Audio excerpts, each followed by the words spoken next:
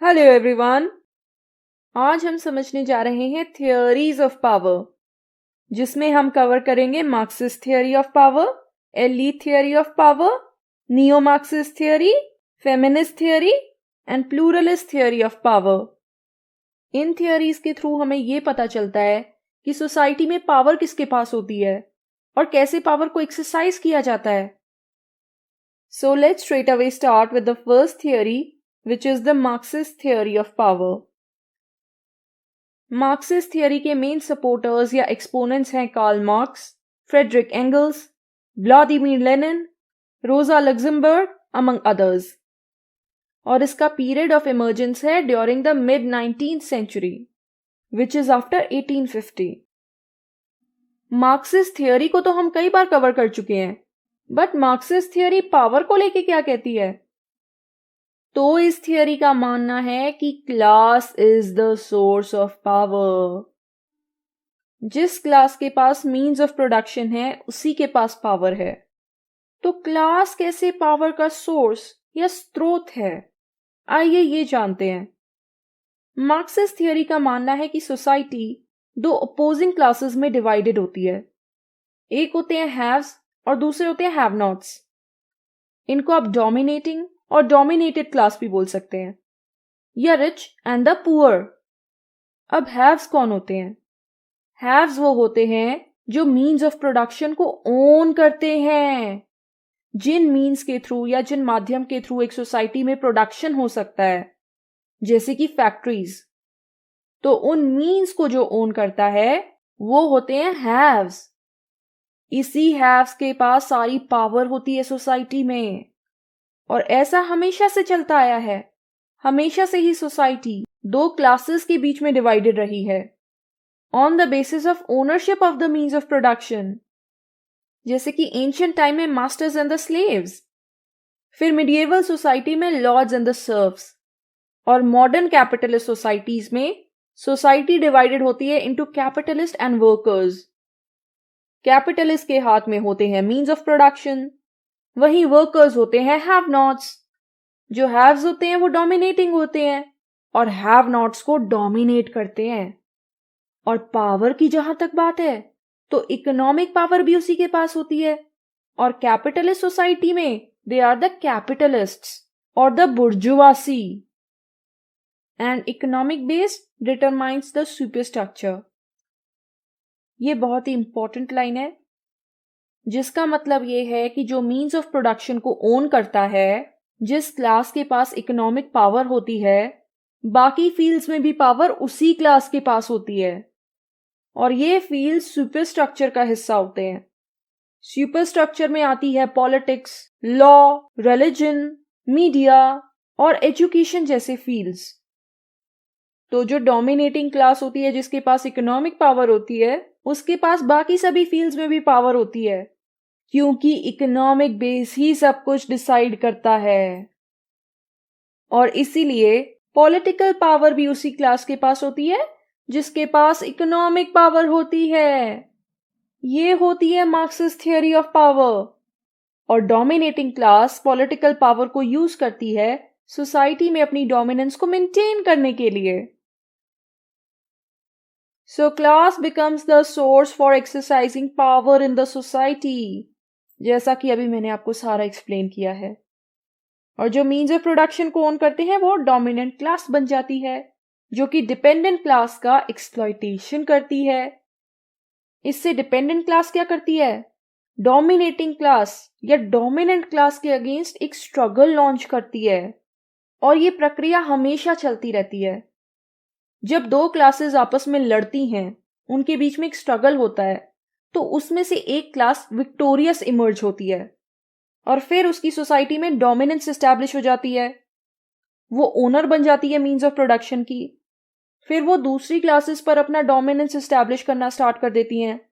फिर दोबारा से स्ट्रगल होता है, और जो डोमिनेटेड क्लास होती है, जिसका एक्सप्लॉइटेशन होता है, वो दोबारा से डोमिनेटिंग क्लास को ओवरथ्रो कर देती है। इसीलिए ये प्रोसेस हमेशा जिगजैग मैनर में चलती रहती है। यही तो होता है हिस्टोरिकल मटीरियलिज्म। और तभी कहा गया है that history of all hitherto existing society is the history of class struggles, कि सोसाइटी की हिस्ट्री ही क्लास स्ट्रगल की हिस्ट्री है, जहां पर दो क्लासेस के बीच में हमेशा स्ट्रगल चलता रहता है। सो कैपिटलिस्ट सोसाइटी में भी क्या होगा? As a result of the class struggle, working class एक रेवोल्यूशन करेगी, सोशलिस्ट रेवोल्यूशन, जिसके थ्रू कैपिटलिज्म को ओवरथ्रो कर दिया जाएगा। लेकिन एकदम से कम्युनिज्म नहीं एस्टैब्लिश होएगा, पहले एस्टैब्लिश होएगा डिक्टेटरशिप ऑफ द प्लोरिटरी। ये एक ट्रांजिटरी स्टेज होगी।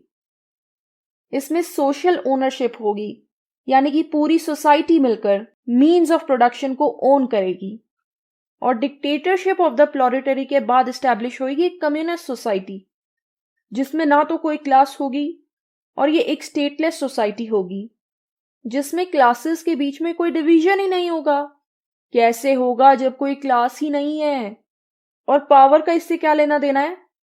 पावर की अब जरूरत ही नहीं पड़ेगी, क्योंकि पावर का रिलेशन तो क्लास के साथ था। क्लास ही तो सोर्स थी पावर का, जो कि मैंने इनिशियली एक्सप्लेन किया है। तो क्लासेस ही खत्म हो जाएंगी, फिर पावर का क्या यूज? पावर तो अब यूजलेस हो जाएगी। तो जैसे ही कम्युनिज्म एस्टैब्लिश होएगा, जिसमें क्लासलेस सोसाइटी होगी, पावर का कॉन्सेप्ट जो है वो डिसअपीयर हो जाएगा। ये होती है मार्क्सिस्ट थियोरी ऑफ पावर। इससे इजीएस्ट तरीके से इस थियोरी को नहीं समझाया जा सकता है। The second theory of power is the elite theory of power. Elites को हिंदी में कहते हैं अभिजात वर्ग। एलीट थियोरी की अगर पीरियड ऑफ इमर्जेंस की हम बात करें, तो ये around late 19th to early 20th century है। पॉपुलराइज ये 20th सेंचुरी में ही हुई हैं, और इसके मेन सपोर्टर्स जिन्होंने इस थियोरी के प्रति कंट्रीब्यूट किया है, वो है विल्फ्रेडो पेरेटो, गिटानो मॉस्का, रॉबर्ट मिशेल्स और सी राइट मिल्स।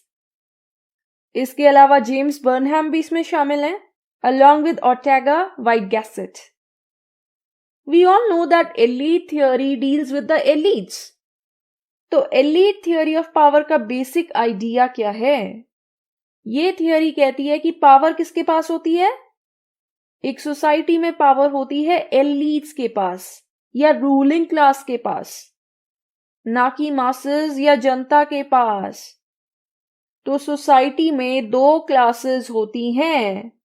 एक होते हैं एलिट्स या रूलिंग क्लास, जो कि गवर्निंग क्लास भी होती है, और दूसरी तरफ सोसाइटी में होते हैं मासेस, जिन्हें रूल्ड भी कहा जाता है या गवर्न्ड, क्योंकि रूलिंग क्लास इनके ऊपर रूल करती है, इसीलिए इन्हें रूल्ड कहा जाता है। मासेस जो होते हैं वो मेजॉरिटी में होते हैं, लेकिन जो एलिट्स होते हैं ये माइनॉरिटी में होते हैं। बट पावर इन्हीं के पास होती है। पावर के साथ साथ वेल्थ, प्रेस्टीज, प्रिविलेज सब कुछ इनके पास होता है, तभी तो इन्हें एलिट्स कहा जाता है। एलीट थियोरी ऑफ पावर का एक इंपॉर्टेंट कॉन्सेप्ट है, जिसे कहा जाता है इनएविटेबिलिटी ऑफ एलिट्स। इसको मैं एलीट थियोरी ऑफ डेमोक्रेसी में भी एक्सप्लेन कर चुकी हूं।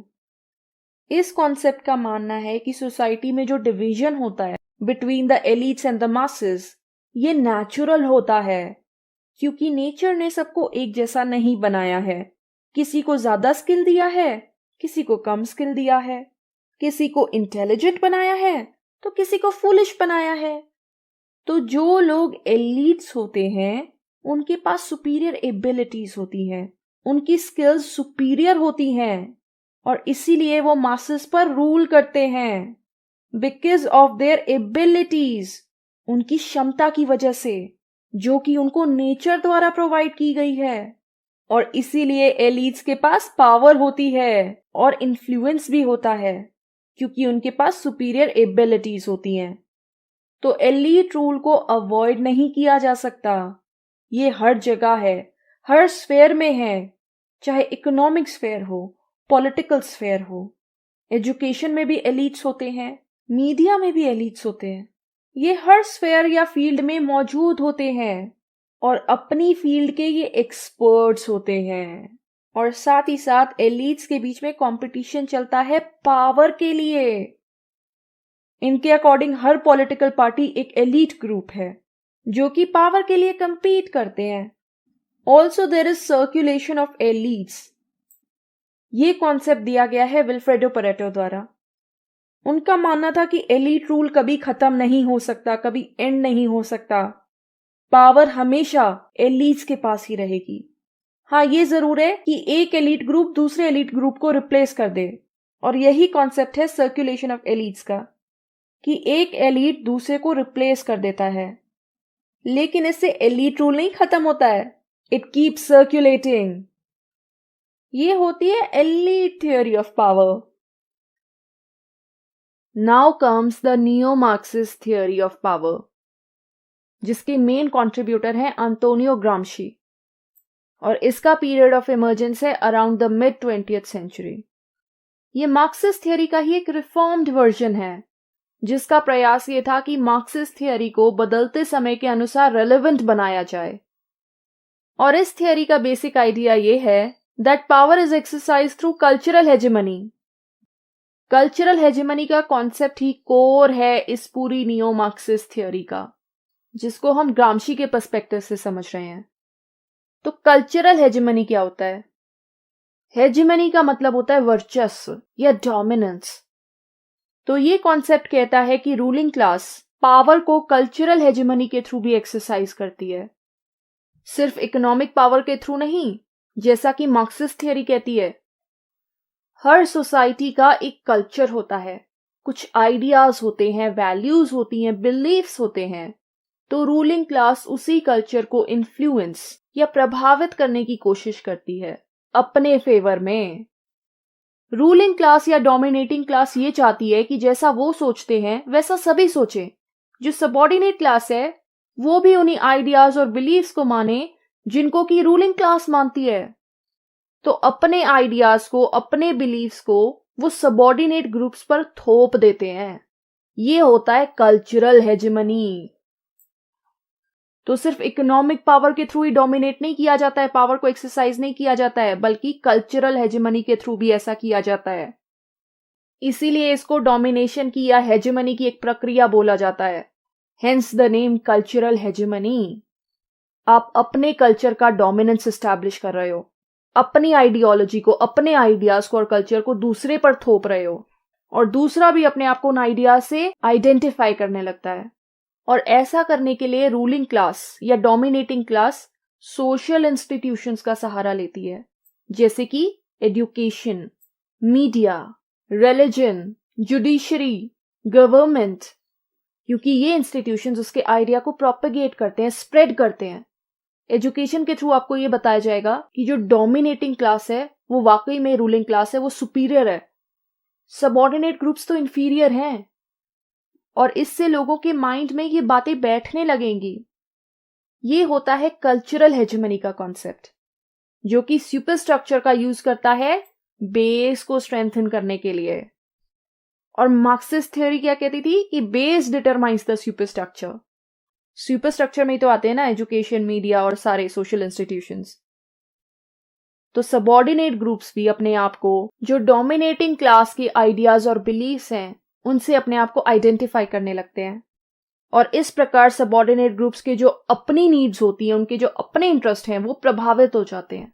उनका अपना क्या इंटरेस्ट है वो ये भूल जाते हैं, क्योंकि रूलिंग क्लास या डोमिनेटिंग क्लास इंस्टीट्यूशंस का यूज करके एक ऐसा विजन, एक ऐसा दृष्टिकोण क्रिएट करती है कि उन्हीं के ideas, beliefs and values universal हैं, अपने आप में कंप्लीट हैं। और स्टेट का यहाँ क्या रोल होता है? स्टेट भी डोमिनेटिंग क्लास की आइडियोलॉजी को बढ़ावा देती है, कल्चरल हेजेमनी में सपोर्ट करती है, ताकि कैपिटलिस्ट क्लास या डोमिनेटिंग क्लास अपने आप को मेंटेन कर सके, अपनी पावर को मेंटेन कर सके, उसे किसी प्रकार का कोई चैलेंज ना मिले। और इसी प्रकार सोसाइटी में क्लास रिलेशनशिप्स भी बने रहेंगे। एक ग्रुप सुपीरियर बना रहेगा, दूसरा इंफीरियर बना रहेगा, और वो भी कंसेंट के आधार पर, अपनी मर्जी से। This is the neo Marxist theory of power. अब आती है feminist theory of power. Theory होने से ज्यादा ये पावर पर एक जेंडर पर्सपेक्टिव ज्यादा है, क्योंकि फेमिनिस्ट एक दृष्टिकोण या पर्सपेक्टिव प्रोवाइड करते हैं पावर को लेकर। फेमिनिस्ट थियोरी के जो कंट्रीब्यूटर्स या एक्सपोनेंट्स रह चुके हैं वो है Betty Friedan, Kate Millett, Julia क्रिस्टेवा।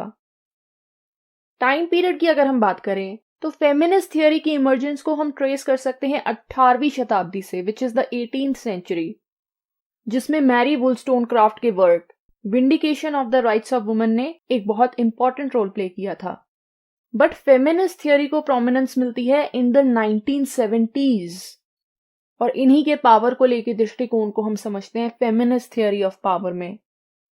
तो बाकी थियोरीज की तरह इस थियोरी का भी ये मानना है कि सोसाइटी में दो ब्रॉड ग्रुप्स होते हैं on the basis of gender, जो कि होते हैं मेन एंड विमेन। और ये जो डिवीजन है ये नेचर की तरफ से है, तो ये नेचुरल है, ऑर्गेनिक है, लेकिन सोसाइटी ने इसे अनइक्वल बना दिया है। वो कैसे? सोसाइटी ने मेन को डोमिनेटिंग बना दिया है और विमेन को डोमिनेटेड या डिपेंडेंट बना दिया है। ये पोजीशंस असाइन कर दिया सोसाइटी ने मेन एंड विमेन को, जो कि अनइक्वल हैं। एंड वी ऑल नो कि जो डोमिनेटिंग होता है वो पावर को एक्सरसाइज करता है। यही फेमिनिस्ट थियोरी का बेसिक आइडिया है कि सभी सोसाइटीज में पावर मेन के पास होती है, जो कि विमेन को या औरतों को डोमिनेट, ऑप्रेस और एक्सप्लॉइट करते हैं। ये तीनों वर्ड्स आपको याद रखने हैं। डोमिनेट का मतलब है हावी होना, वहीं ऑप्रेस और एक्सप्लॉइट होता है उत्पीड़न और शोषण करना। तो मेन द्वारा विमेन को ना ही सिर्फ डोमिनेट किया जाता है बल्कि उनका उत्पीड़न भी किया जाता है, उनका शोषण किया जाता है। और इसी आइडिया को कहते हैं पेट्रियार्की। कई बार आपने सुना होगा इस शब्द को। और इसका लिटरल मीनिंग क्या होता है? इस वर्ड का मतलब तो ये होता है कि रूल ऑफ द फादर, लेकिन इन एक्चुअलिटी हम इस वर्ड को किस लिए यूज करते हैं? मेल डोमिनेशन को डिपिक्ट करने के लिए। तो पेट्रियार्की एक ऐसा सिस्टम है जिसमें मेल डोमिनेशन होता है, मेल पावर को पोजेस करते हैं और विमेन को डोमिनेट, ऑप्रेस और एक्सप्लॉइट करते हैं। और इसी अनइक्वल सिस्टम को हमें बदलने की जरूरत है, रिफॉर्म करने की जरूरत है। महिलाओं को, विमेन को फ्री करने की जरूरत है। किससे?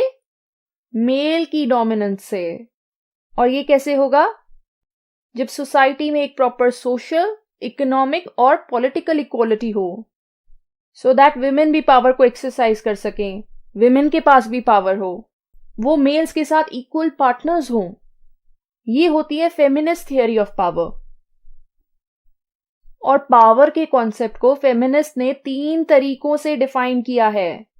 वो पावर को एक रिसोर्स भी मानते हैं जिसको कि रीडिस्ट्रीब्यूट करने की जरूरत है, क्योंकि करंटली ये पावर किसके पास है? मेन के पास। तो एक ऐसी रिसोर्स है जिसको रीडिस्ट्रीब्यूट करना है। पावर ही डोमिनेशन है, पावर के थ्रू ही डोमिनेशन किया जाता है। और पावर की तीसरी डेफिनेशन है पावर एज एम्पावरमेंट। पावर के थ्रू ही एम्पावरमेंट होती है। अगर महिलाओं के पास पावर आएगी तभी तो वो कुछ कर सकेंगे, मेल्स के साथ इक्वालिटी अचीव कर सकेंगे। तो पावर एक रिसोर्स भी है, ये डोमिनेशन भी है और ये एम्पावरमेंट भी है। तीनों ही एलिमेंट्स इसमें इंक्लूडेड होते हैं। फर्दर फेमिनिस्ट जेंडर और पावर के रिलेशन को एक्सप्लेन करते हैं। इसमें वो बताते हैं कि ऐसे कौन से तरीके हैं जिनके थ्रू ये एक दूसरे से रिलेटेड हैं। सबसे पहला तो यही है कि पावर किसके पास है? पावर एक्सरसाइज की जाती है मेल जेंडर के द्वारा।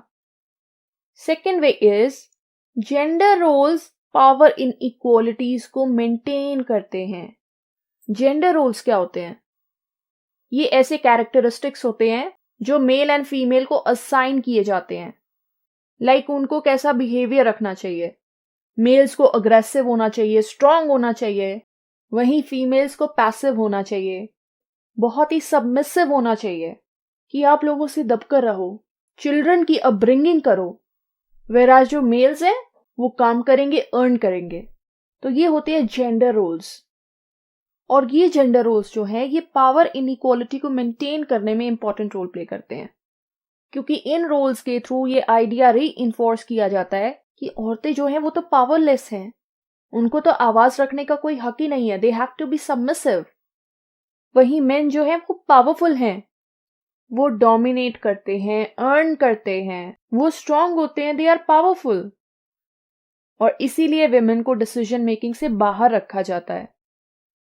तो इस प्रकार जेंडर रोल्स सोसाइटी में पावर इनइक्वालिटी को बढ़ावा देते हैं।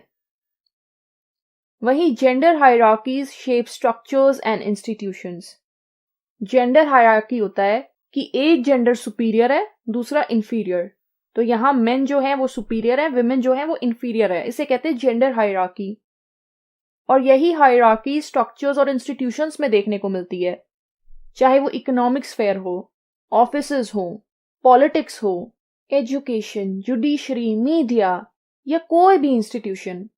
हर जगह ये जेंडर हायरार्कीज देखने को मिलती हैं according to the feminist theory. Males जो हैं वो फीमेल को डोमिनेट करते हैं और अक्सर प्रमोशन के टाइम भी फीमेल्स की बजाय मेल्स को प्रेफर किया जाता है। इवन पॉलिटिक्स में ही विमेन की रिप्रेजेंटेशन बहुत कम है। तो हर जगह ये हायरार्की देखने को मिलती है। So the gender can be a factor in policy design. जब पॉलिसीज बनाई जाती हैं उसमें जेंडर को भी एक फैक्टर रखा जा सकता है, ताकि ऐसी पॉलिसीज बनाई जाएं जो कि मेन और विमेन दोनों को ही प्रेफर करती हों।